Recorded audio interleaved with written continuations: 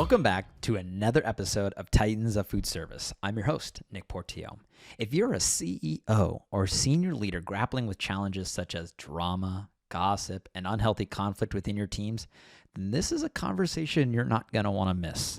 If you find your team competing for attention, maybe working in silos, or struggling with a lack of trust and clarity, this episode will help alleviate some of those pain points. Today, I'm honored to have a guest who specializes in turning around leadership teams facing these very issues.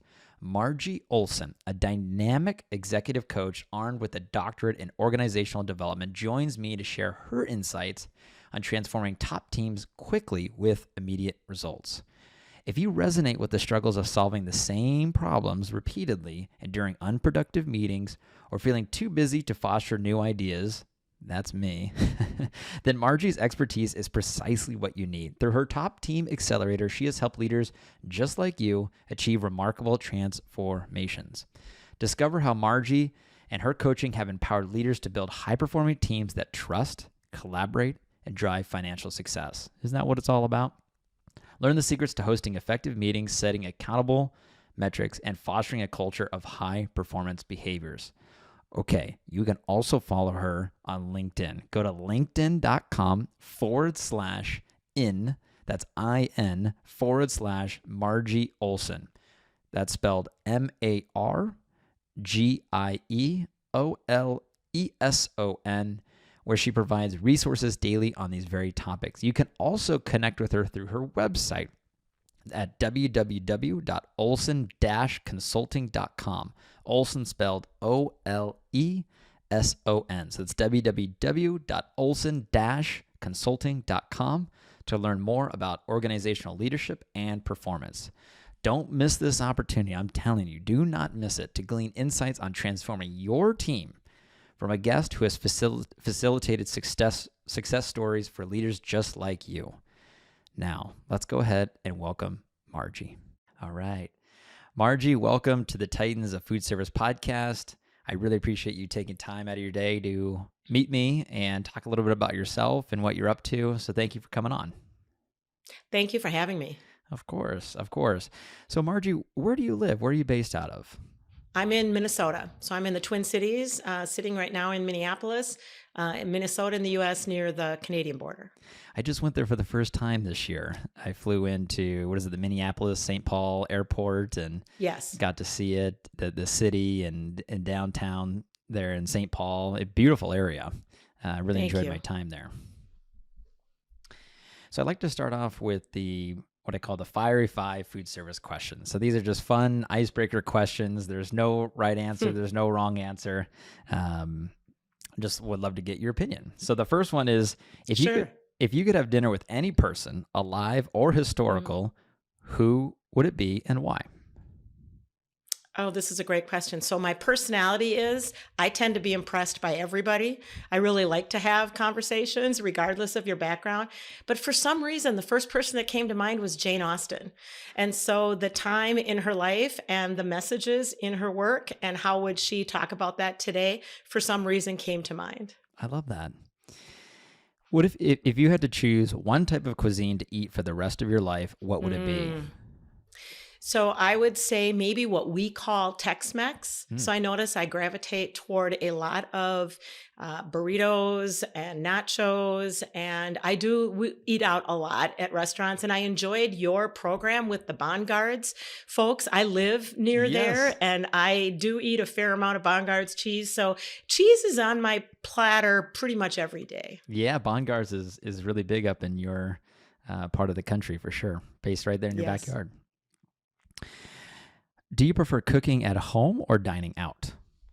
I could dine out 3 meals a day, every day, which people say, oh, I get so tired of it. And so far, I do not. So I do cook at home because I like to be healthy, and I would always prefer to dine out. Yeah, I'm the same way. I love the experience of going out and being with friends or being with my wife or family, and just building memorable experiences with them. I really like that social aspect of eating out. It's fantastic. Definitely. Yes. Through COVID, it was a bummer to, put a pause on all of that, especially in the food service industry.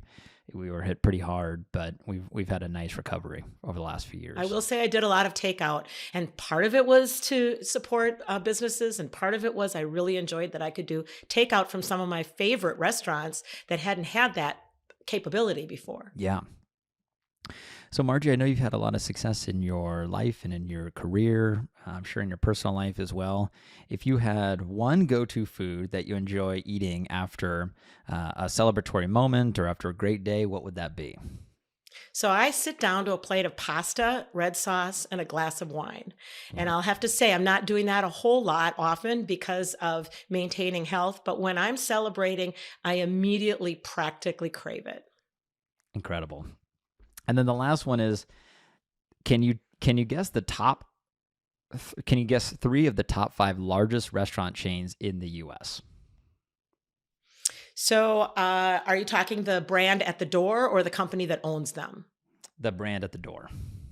Okay, 3 of the top. Probably not, but I could guess something like Godfather's Pizza and maybe Applebee's or TGI Fridays. If we're talking chains like Burger King, I would say McDonald's. Yep, McDonald's is Come to mind. one of them. Yep. Okay. The top 5 are McDonald's, Starbucks, Chick-fil-A, Taco Bell, and Wendy's in the U.S. So all of the casual. All right. Yeah, I should have probably specified a little bit better on that one. Oh, that's okay. So Margie, maybe a little background on yourself. Who are you? What do you do? So that the listeners can get a little insight into who you are. Sure. So I am a corporate America refugee. I spent several decades in corporate America in a variety of roles. And I'm the youngest child in my family. And so everybody was always older than me and smarter than me and had their stuff together before I did. And so, and our first leaders are the people that were around when we were growing up. And our first teams are that group. And then the teams that we have at school or at our first jobs. And by the time I got to corporate America, and especially after a while, I noticed that regardless of the industry or the size of the company or which geographical region I was in, the issues were similar. Mm-hmm. And they also seemed somewhat perplexing to me. So I'm not a person who's going to lift the hood of a car or take a toaster apart, but I wanted to understand organizations. I'd had a master's degree. I went back to school and pursued a doctorate in organization development because I truly wanted to understand organizations. And then it became even more perplexing because what we had known about leadership and high-performing teams, we'd already known for 3 decades. So we knew the art, we knew the science, all those books that you've heard about on leadership and team development, they're based on the same principles, they're based on the same early work. So then if we're having the information out there for so long, and this would have been more than 10 years ago, why do organizations continue to struggle? And once I learned some of the answers and started to apply it in the roles that I was in, became very passionate about wanting to help industries in every area, organizations of every size, do what they can do better because all the outcomes go up and get better. And everyone in the company that has a better working life impacts 5 or 10 people out in the world. And so to me, it just seems like a great opportunity to address this issue where people think there's not a way to do leadership differently than how we're doing it. And they think there's not a way to grow high performing teams except for what they already know. And so I'm on a mission. I have Top Team Accelerator and I'm on a mission to help introduce them to that. All right. Well, thank you. I love that. And how long have you and Oleson Consulting been in business?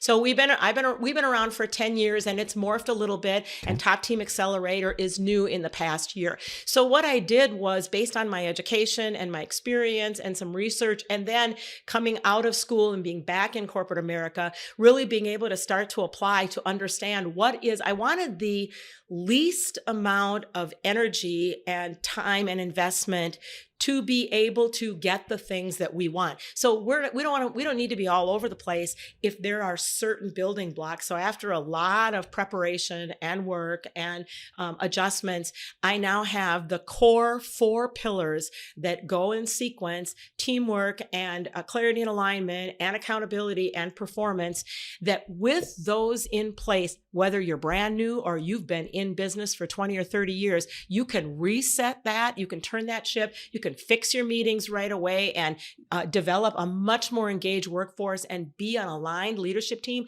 sometimes for the very first time. Of those core 4 pillars, what is one that you see a lot of times across the board where people really struggle with?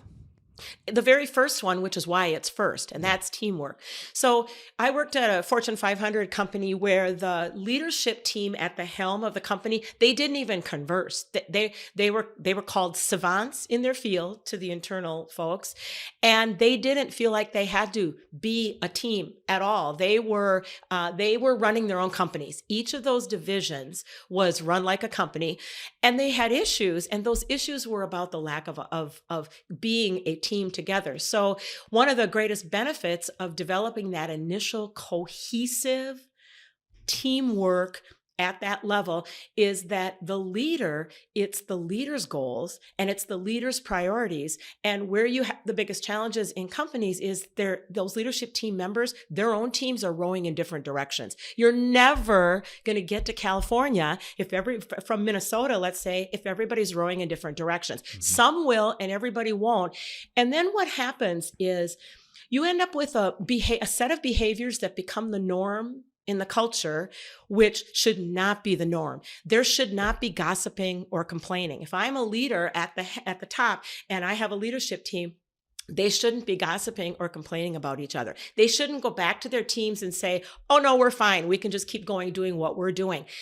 All of that, which is why we start with teamwork, all of that is undermining all of their other work that they're trying to do. It's undermining their meetings. It's undermining their ability to be quick and change direction if need to.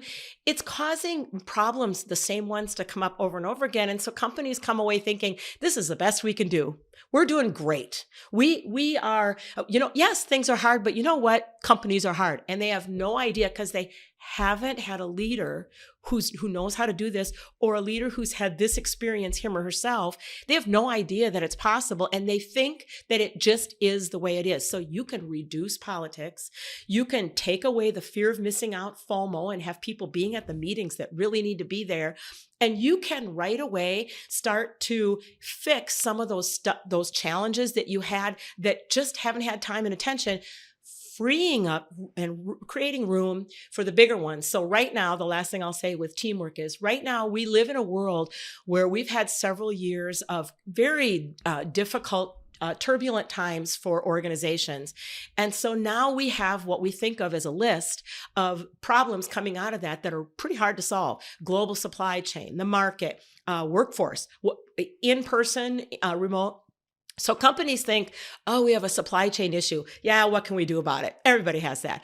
Oh, we have workforce challenges, or people want to be in their pajamas for work, so we're not going to be able to get them to the office.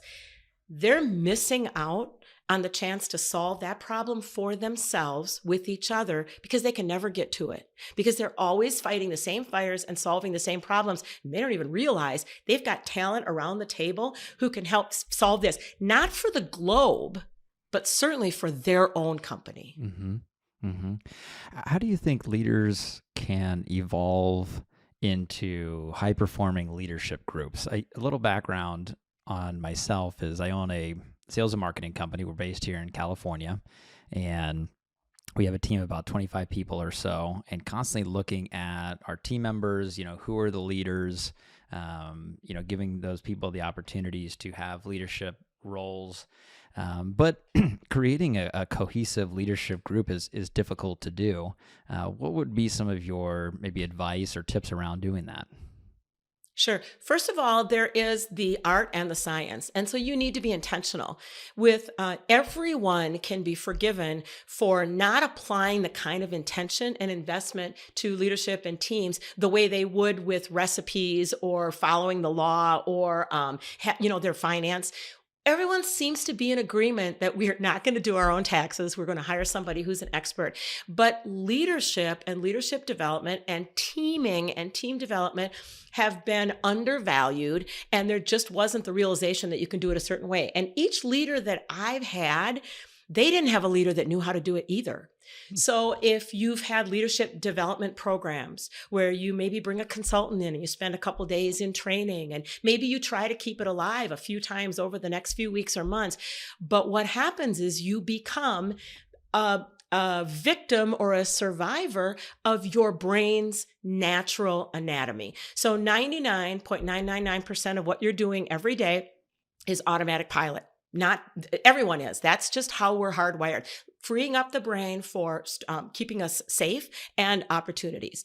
So if everything is autopilot, what we're talking about are habits.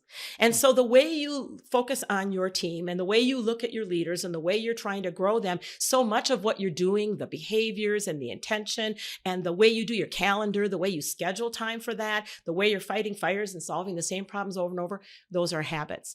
So one of the first things we recognize is you will be intentional about it, and you'll bring in someone who is an expert at it the way you would bring in someone who's an expert at doing your taxes and giving you making sure you're legal around all that and giving you all the benefits that would be legally available to you.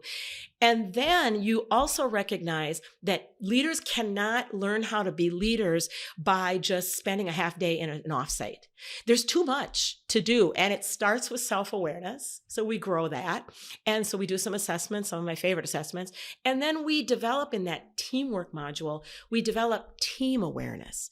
So I can start to speak for the other people on the team. If you've got team members who really don't know each other, and I'm not necessarily talking about their deeply in their personal lives. I'm talking about, can each one of them speak to the team that the other one has, and what part of the goals, the leader's goals, do they have, and how are they doing, and so that when they advocate for their agenda, which is what you hired them for, and we become a well-oiled machine and we can kind of mix it up together. We can debate and I can focus on my team and my work and my department, but then the leader decides, or we decide, however it's set up, and then we all come together and say, I'm coming with you and I'm moving forward.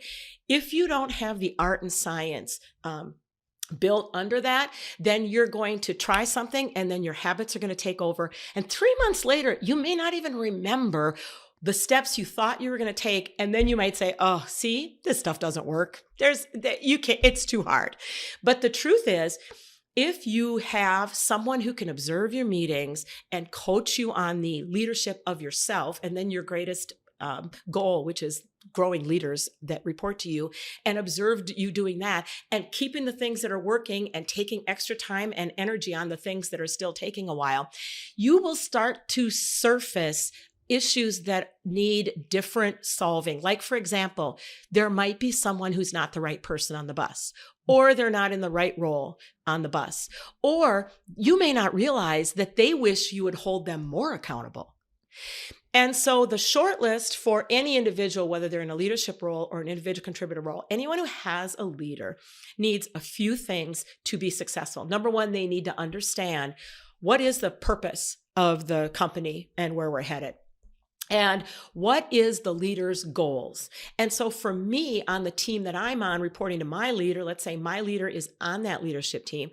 What is our team's goals? What are the goals that we have that help the leader solve the leader's goals and the current priorities? What is my role within that team? And do I have the tools and the whatever I need, the processes in place to be successful? And do I know how you think I'm doing? So that very last one, we've spent millions of dollars on performance management systems, technology that is really hard to, sort of swallow and say, you know what, this is actually rearview mirror. This isn't getting us anywhere this week. Every week, I should know what my leader thinks about how I'm doing. Doesn't have to be formal. It doesn't have to be negative, but it has to be clear. And so what all of these teams are missing is clarity. So any clarity that you can establish with your team, especially the non-negotiables, you're not giving them the opportunity to tell you what they should want to be and how they want to do their work or what their goals should be. You have the non-negotiables because in order to get your goals met, there are 9 things that have to happen, nine goals that teams are working on. And then within those, how are they being successful? When those leaders can hold their people accountable because they're clear and the people know what their leader thinks, success goes way up. Yeah, I definitely see that in my own organization, that our goals and our purpose. I love what you said, purpose, goals, individual both and team. What is my role within, and then the systems and processes to help achieve that.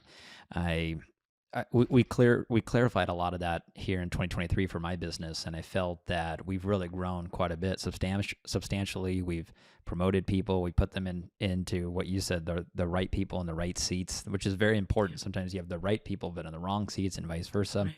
Right. So it was really important for our business to be able to recognize that and really clear things up for everybody. I want to go back to one thing you mentioned about assessments. What assessments do you use or recommend for people that want to implement things like that?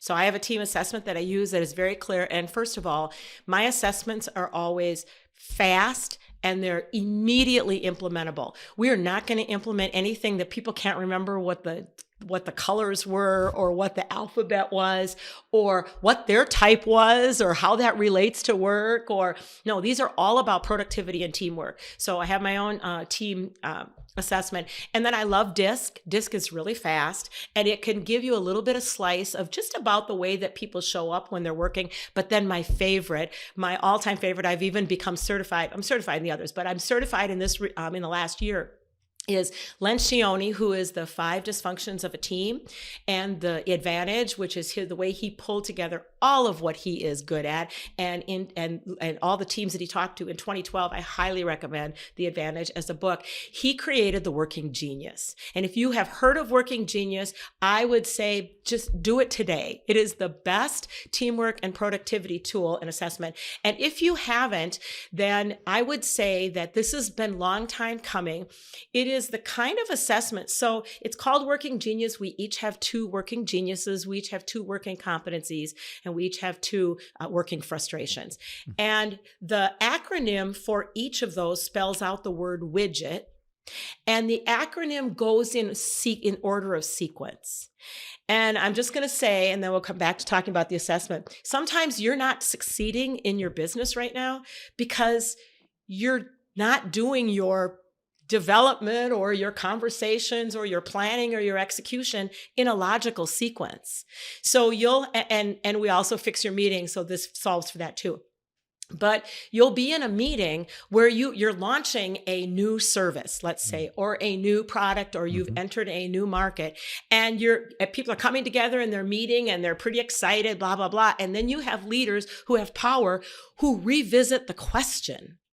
They bring it up and they say, well, what about this? Or actually, I just heard our competitor is doing this. And then someone else says, you know what? That is true. We could, because they're creative, we could do these 3 things. And now you've just rolled back the progress that you had and you're doing it out of sequence. Or worse, or equally bad, is you are in the delivery stages. You had a lot of people who were really good at asking questions and inventing new ideas and discerning.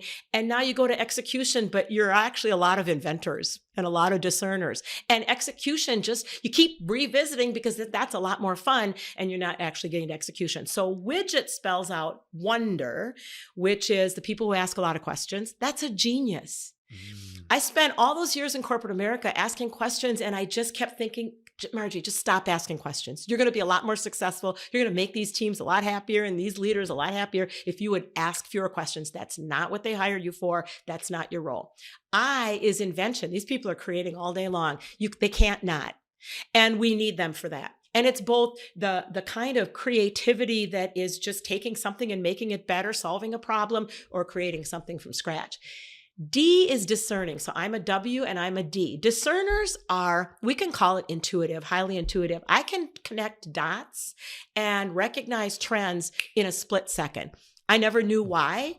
And it has made me unpopular in the wrong format, in the wrong venue, because I can take anything that you have and I can say, I think that's going to work great. Or I think that's going to have some challenges. Or have you thought about this? Or, but what about this? And people might say, why is she even going there? We did not hire her for that. And also they'll say, well, how do you know?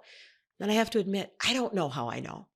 And I've heard that for discerning, for example, 85% of the time, we're actually accurate. We don't know which is which, by the way. So we're still human. Okay, so that's discerning. G is galvanizing. So these are the people in the organization that rally everybody and get them rowing in the direction of the goals of the particular project or the change. E is enablement. And these are the people that know how stuff gets done in the organization. If you don't have enablement people executing, you're just guessing. Or you've got wanderers executing, and what they'd rather do is add value by wondering.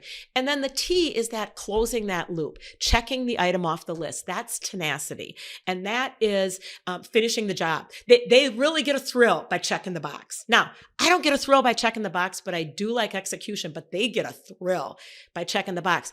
When you have those 6 geniuses in place and you have those top 2, people know what their top 2 is, and they find a way to use them and add value for you, all of a sudden your meetings become 100 times better because you're recognizing which phase are we in and which sequence are we going in, and you make sure that the people that are there are the right people for the sequence, the phase that you're in. But I will tell you, last thing I'll say about working genius is when I did the assessment, I answered and my results came out different than what I am. But I knew it right away. It said I was a wanderer and it said I was a galvanizer. And I am really good at galvanizing. I can get up with a microphone, talk in front of a bunch of people. I can motivate and, you'll see my passionate side and I'm very organized, so I can help. I don't want to spend my day doing that all day. I'll do that some, but the discerning really feeds me. And so I read the descriptions and I had somebody helping me facilitate with it. And we learned that I was a WD. When I read the descriptions thoroughly and understood it, I had these little tears. I'm both delighted and sort of emotional. And when I have facilitated it, I started with facilitating it with friends and family and volunteer boards that I was on. I could see their tears or their laughter. It's as if they were seen for the first time. And rather than putting a square peg into a round hole, and rather than being fired because I'm always asking questions or giving my opinion, I can add value by bringing that to the table. And if you're a tenacity person, I'm going to make sure that you're on the right projects at the right time so that we can finish and move on to the next thing. Sure. When hiring somebody, do you recommend to those that you work with to provide an assessment to the interviewee? Is that something that's important to do prior to the hiring process or during the hiring process?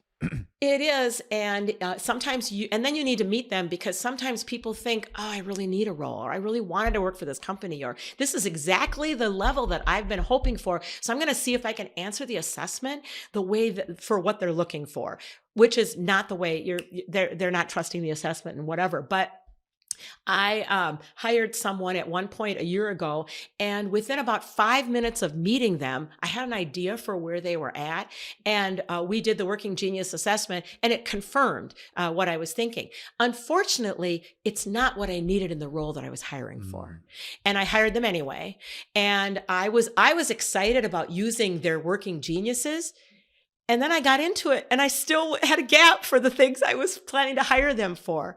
So I think DISC is really good for making sure that you've got, not that you've got all of the bases covered, which is what you need for Working Genius. And you can borrow from departments and whatever. So you don't have to just only hire for Working Genius. But DISC helps you understand if the person is more of a driver. And so their energy and their speed is going to be different. So it just helps people understand each other. And if I'm a driver so that's the D, if I'm a driver, I can dial that up or dial that down depending upon what the situation is and who I work with. If you have a role that does require, let's say, in Working Genius, you really need them to be a galvanizer, or you need them to be the person that knows how things get done. And they actually feel good about that. We can undervalue that as a culture. So you as a company want to value each of those 6. One is not any more important than the other. One is, now you could say one is sexier than the other or more fun than the other, but that's actually not true. That's just, those are not your geniuses. It is so fun to work in my geniuses. So you would not be hiring someone to get that enablement piece done if what you're doing is, if what you really need is someone who comes to you and they're very inventive. They just want to create all day long. That is not what I need. The other thing, and I'm just going to add this separate from the assessments, is we're doing onboarding all wrong. Mm. So when you're bringing somebody into the organization, you want them to hang out with you and your team for 6 weeks. And I don't mean an hour a day. I mean, they're sitting by you.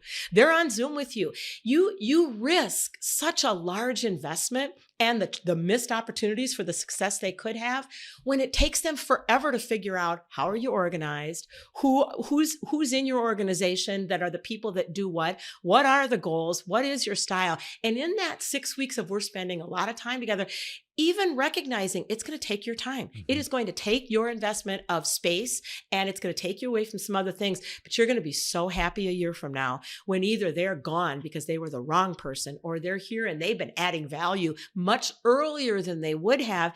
And also they feel better because they're not sitting somewhere reading a bunch of stuff and no one's talking to them. Sure. And they're not hearing it. It is such a colossal waste of time. So when you know somebody's working genius and you've had the disc and the team assessment, when you know who they are in that piece, you can start right away to incorporate that and integrate them into the work that you're doing and the conversations you all are having. And they don't have to add value on day one. They're learning from you, and you all, it jettisons you. It's like leapfrogging way over a whole bunch of gaps and low energy times. And it takes what could be onboarding for 6 to 9 months, and it really does turn it into 6 weeks. Yeah. If you had the attention of every leader, let's say a C-suite level leader in the country, what advice would you give to them? That they really can make the world a better place by doing it differently, and they don't know that it's possible because it's not on the cover of Forbes. It's not talking about at pickleball. They're not talking about it at dinner with peers, colleagues, family, friends. They're willing to talk about some of their most personal details in life. But this vulnerability that I must be the only one, I think everybody else has this figured out. I don't want to tell people that I got to this level and I'm not actually sure exactly how to do it. I'm kind of looking for a playbook or a recipe book or a menu. And so I want them to know you're not the only one. It's you and everybody. Mm-hmm. By the way, it's very rare that people have cracked the code and brought in the right people and had them stay for a while and really set it up. Everyone else, they're success by accident, or they are really struggling and they don't know that it could be so much better. So that feeling of burnout, that feeling of, I thought this was going to be better than it is. I couldn't wait to get here. And now I feel like I'm a preschool playground manager. I'm just, all the gossip and complaining, and they keep coming to me to solve their problems when I hired them because they're so great. Why aren't they solving their problems? Because they're not a cohesive team. So it's not just you, and you wouldn't have known it by now because of the way that we do it in organizations, and you can change it today. I promise. Amazing. You mentioned getting your master's and doctorate. If you can go back to your time as a student, what advice would you give yourself at that time? First of all, yes, you'll finish. Yes, you'll finish. And I had 2 potential dissertation topics. One was kind of what the heck? Why do we know so much about teams? And everywhere I go, leaders are struggling with their teams. So that was one. The other was, how come I've had so many bad bosses? Toxic, dysfunctional. Why do they keep getting promoted? They're terrible. And I don't think leaders realize that, or leaders know, and for some reason it helps them. They're terrible. I really wanted to do the toxic leadership because I'm so passionate about making the world a better place and eradicating those toxic leaders.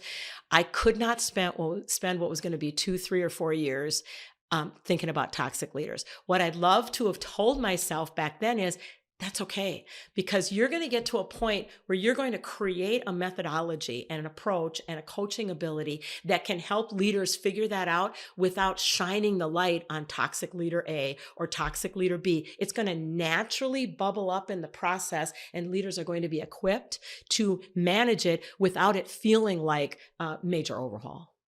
Amazing. Margie, I've written a whole page of notes here. I have really enjoyed our conversation, and just want to say thank you so much for coming on and sharing your story and your insights. I know it's going to resonate with a lot of people. I mean, That's great. This was chock full of so many great nuggets. So thank you so much. I really, really appreciate it. Thank you for having me. Of course. And enjoy the rest of your week. I appreciate it. Thanks. You as well.